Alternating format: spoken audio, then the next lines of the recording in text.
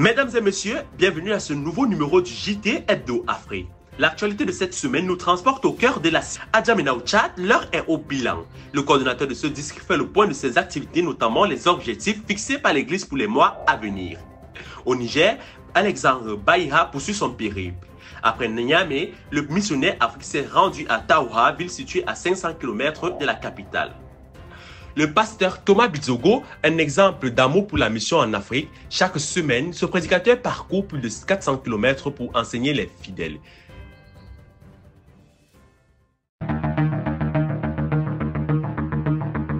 Prêcher la bonne nouvelle à tous les Sénégalais, le battement de cœur de tout sauver de ce pays. D'où ce séminaire biblique organisé à l'Assemblée de Dieu Peul dans la ville de Dakar. Comme thématique choisie, l'Église. Plusieurs frères et sœurs, accompagnés de leurs invités, ont pu examiner leur foi. Au cours de ces moments de prédication, les orateurs ont focalisé leur exposé sur les fausses bases du salut, les faits historiques, l'histoire d'Israël et les signes de la fin des temps. Alors Dieu dit à Adam, le jour où tu mangeras, donc l'endroit où tu vas manger, tu mourras. Est-ce qu'Adam a mangé ou n'a pas mangé? Il a mangé. Bon, s'il a mangé, il est mort ou il n'est pas mort? Il est mort, il est pas mort. Il est mort comment? Spirituellement. La mort spirituelle donc veut dire quoi exactement? Alors, bien aimé, celui que Dieu appelle homme, c'est celui-là, ce n'est pas celui-là. Celui-là s'appelle homme à cause de celui-là. Au terme du programme, deux invités ont déclaré avoir compris comment Dieu les a sauvés et ajouté à son Église.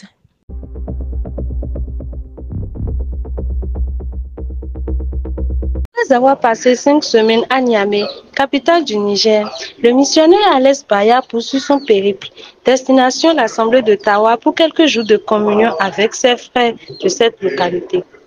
Durant son court séjour, l'émission du président Afrique a donné de nouveaux enseignements tels que la vie éternelle, les 7 sceaux, le règne du millénium, organiser des rencontres fraternelles, les assises avec les membres du ministère d'autorité de cette partie du pays. Voilà une tournée qui a permis de redonner la force aux frères et sœurs de cette région dans l'optique de redynamiser les troupes pour l'évangélisation.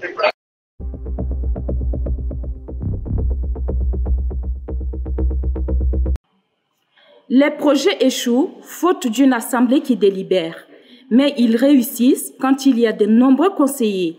Proverbe 15, 22. C'est en s'appuyant sur ces versets qu'après 3 mois d'exercice, les membres de la coordination du district de N'Djamena se sont retrouvés pour évaluer leur activité ecclésiastique, échanger leur avis pour le bon fonctionnement de l'œuvre dans cette partie du Tchad. Pasteurs, délégués départementaux et conseillers du coordonnateur ont été exhortés sur l'unité du corps pour servir le Seigneur. Chaque membre dans l'Église joue un rôle que Dieu lui a donné. Et lorsque je descends en particulier dans la coordination du district, je voudrais transplanter le même exemple pour dire que chaque membre du district a reçu de Dieu un don pour le fonctionnement de la coordination du district. Les présentations des pasteurs des assemblées, suivies d'échanges, ont permis de connaître les difficultés éprouvées. Nous avons pu voir concrètement qu'est-ce qui s'est passé et comment est donc le niveau d'exécution du plan d'action pour le premier trimestre. Et nous pouvons rendre grâce à Dieu pour tout ce qui s'était réalisé. Nous avons aussi été en mesure de pouvoir dénicher les difficultés majeures que nous avons rencontrées pendant ce premier trimestre et nous avons quand même apporté des solutions plus pratiques et locales selon chaque assemblée du district. Nous pouvons aussi rendre grâce à Dieu pour les finances, bien évidemment, qui ont servi à pouvoir exécuter ces différentes activités et nous espérons que Dieu pourvoira à tous les besoins, tous les plans que nous avons en place pour leur exécution. Cette rencontre a été déterminante pour l'exécution efficiente du plan d'action du district de l'année.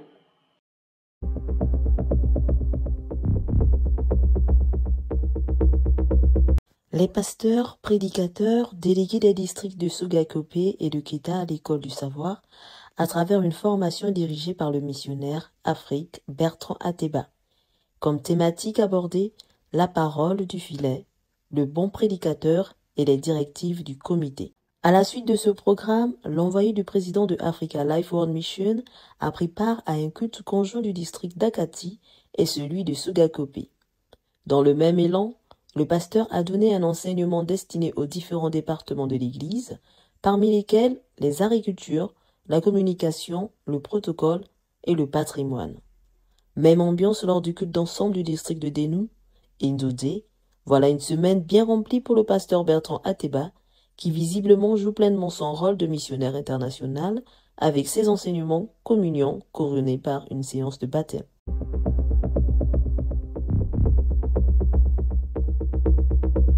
Ce dimanche, l'assemblée de Nkwabang a chaleureusement accueilli les jeunes frères et sœurs venus de l'assemblée de Mbankolo. Arrivés à 10 h, les frères de Mbankolo ont pris part au culte dominical marqué par une atmosphère de louange, de prière et d'écoute de la parole. Après le culte, un moment spécial a été réservé pour la jeunesse des deux assemblées. Témoignages édifiants et exhortations spécifiques ont rythmé cet échange. Nous espérons que ce sera un partage d'expérience, un partage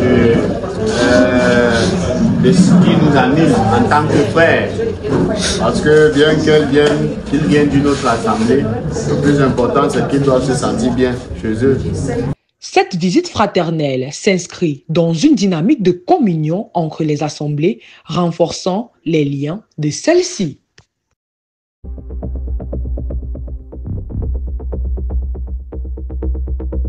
Il est 5 heures passées de quelques minutes au quartier Tundi quand le pasteur Thomas Bizogo quitte son lit. Comme chaque dimanche, après avoir prié, pris sa douche et fait quelques rangements, hop, la marche peut commencer. Il lui faut plus d'1 heure avant d'embarquer dans un véhicule, puis direction le quartier Akonolinga. Une bourgade située à plus d'une centaine de kilomètres de la capitale camerounaise, distance qu'il parcourt avec joie depuis sa nomination au poste de pasteur de cette localité. Depuis que le Seigneur nous a menés de ce côté, nous voyons comment les âmes sont en train de recevoir le salut. Plus d'1 heure de route, c'est le temps qu'il faut à l'homme de Dieu pour rallier son lieu d'affectation et rendre culte. Alors, ce texte nous explique un fait. C'est un fait réel. Ce n'est pas une supposition. Ce n'est pas quelque chose que Dieu te demande d'aller méditer, de réfléchir. Un véritable modèle pour de nombreux fidèles. Ça nous fait du bien, ça nous nourrit spirituellement. Que Dieu l'aide vraiment dans cette mission. Ce n'est pas facile. Les pasteurs tels que Thomas Bizogo sont la parfaite illustration de l'attachement de plusieurs responsables de l'Église aux 4 piliers de la vie chrétienne.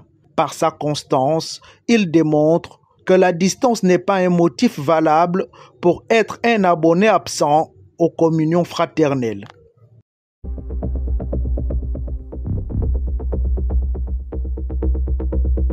Ce samedi, une centaine de sauvés a quitté Mfundassi dès 6h30, formant un cortège organisé de bus et de véhicules.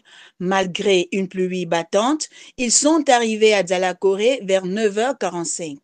Animés par un enthousiasme remarquable, ils se sont immédiatement mis au travail. L'objectif de la journée, couler la dalle.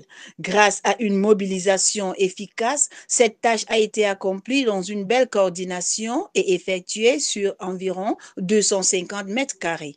Par ailleurs, tous les dortoirs ont été coulés et le bâtiment du restaurant est désormais entièrement construit, ne nécessitant plus que la pose des carreaux pour être achevé.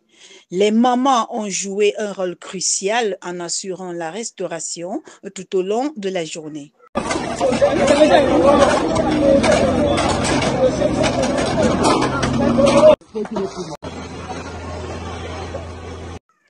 Aux alentours de 20 h, les derniers seaux de béton ont été versés, marquant la fin d'une journée de dur labeur.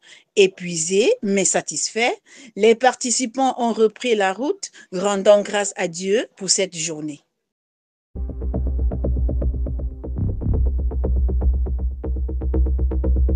Depuis une semaine que j'y suis, je rends grâce à Dieu pour l'accueil des frères qui m'ont reçu depuis lundi dernier. Et nous avons eu un enseignement spécifique mercredi avec la nouvelle cellule qui est née dans la ville de Logan Town. Nous rendons grâce à Dieu pour ce que Dieu est en train de faire ici au Libéria. Tout de suite, nous venons d'achever mon premier culte avec les frères qui était très reluisant et nous avons partagé un certain nombre de choses, notamment sur les objectifs de la mission et les objectifs que nous allons atteindre pendant ce temps que nous allons passer ensemble. C'est une mission qui est partie pour 2 mois et pendant laquelle nous sommes là pour davantage encourager les frères, fortifier les frères dans leur foi, construire leur foi par les Écritures et surtout fédérer les frères autour de l'unité dans laquelle le Seigneur est en train d'engager l'Église toutes ces dernières années, au travers du document cadre et au travers des instructions que nous recevons de nos aînés. C'est donc la mission que le Bureau Afrique m'a confiée et pour laquelle je suis au Libéria pour 2 mois. Nous rendons grâce à Dieu parce qu'il y a déjà 2 assemblées ici, la première qui se trouve à Johnsonville et la deuxième qui se trouve à Bourville. Nous espérons par la grâce du Seigneur pouvoir être capables de travailler avec les prédicateurs, travailler avec les pasteurs, faire des séminaires de pasteurs, faire des programmes avec les pasteurs et surtout conduire des séminaires autant que le Seigneur nous ouvrira des portes. Nous pouvons donc être rassurés que la grâce du Seigneur nous accompagne dans cette mission et que vos prières nous accompagnent pendant que nous sommes dans cette mission. Et nous espérons qu'au terme de cette mission, nous aurons pu achever tous les objectifs, nous aurons pu réaliser et atteindre tous les objectifs que le Seigneur nous a fixés pour ces 2 mois où nous sommes là. Shalom à chacun de nous et que la grâce du Seigneur continue de nous accompagner.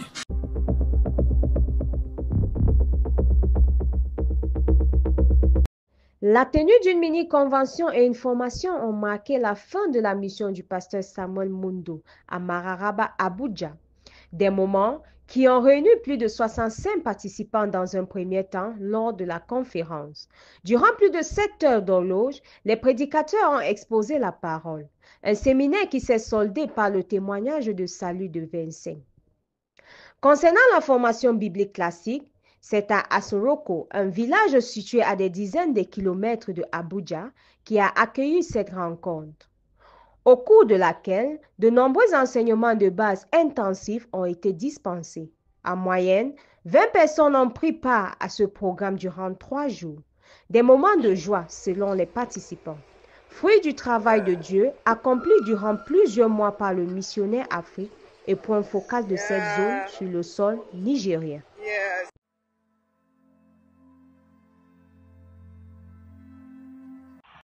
Le fait de posséder les biens matériels est un signe qu'on a le salut. Bien-aimés, c'est à cette question que nous allons répondre dans ce numéro. Vous avez votre frère Idril Abayovo du Togo.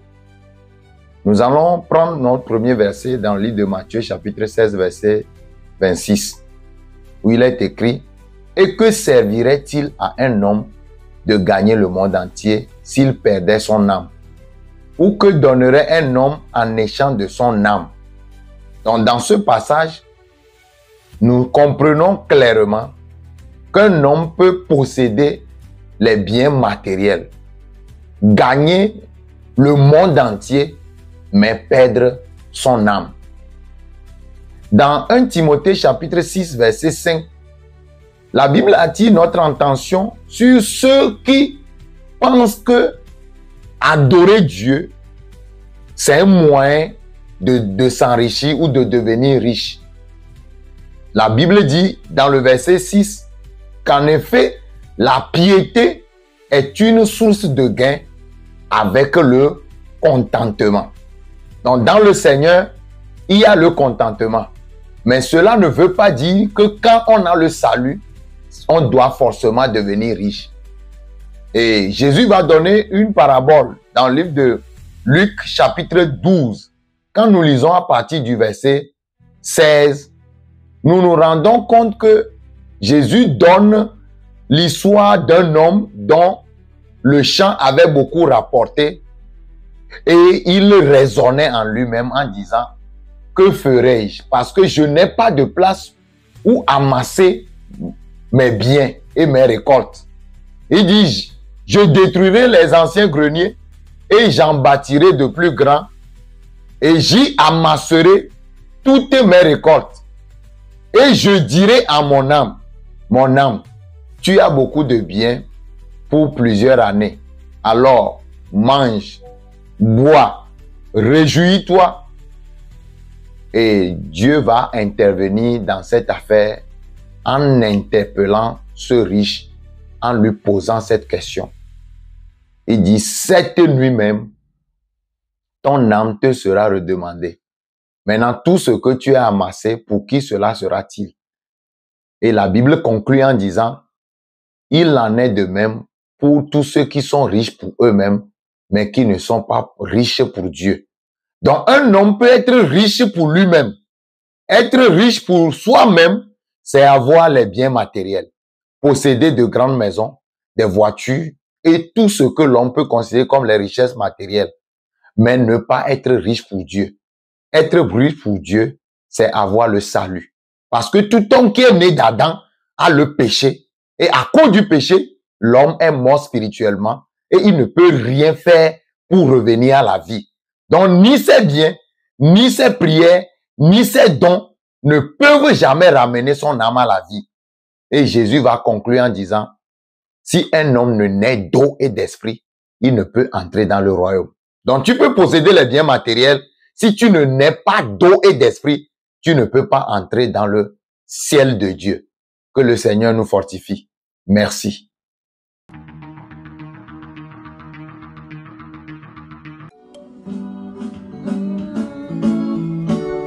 Le but pour lequel je vis, c'est parce que j'ai sa vie en moi, tout simplement. Sa vie en moi.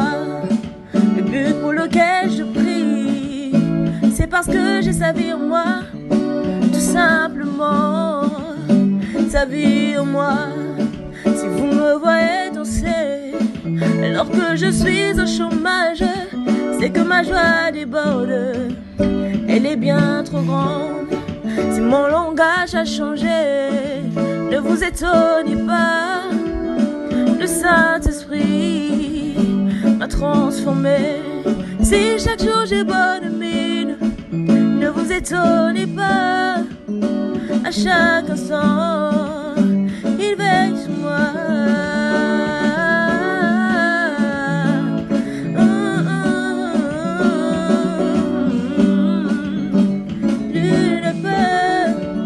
Nul ne peut surpasser mon roi.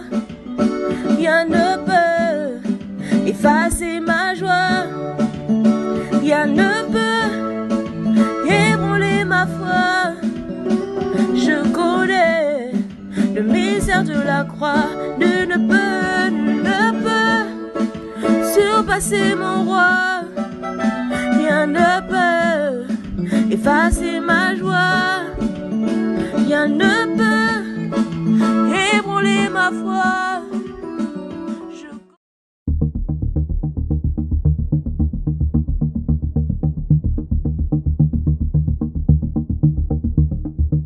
La Cameroun Life World Mission organise un séminaire biblique VIP sur le thème « La véritable bénédiction » le 31 mai 2025, dès 9h à 17h, plus précisément à Eboloa, salle des fêtes du tourisme.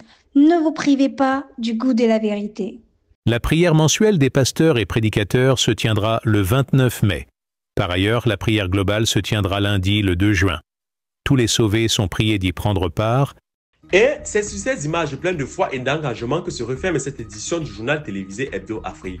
Comme rappelle les titres de cette édition, nous avons le point des activités par le coordonnateur du district de N'Djamena au Tchad, le missionnaire Alexandre Baïra à 500 km de Niamey, le pasteur Thomas Bidjogo, un exemple d'amour pour l'Afrique.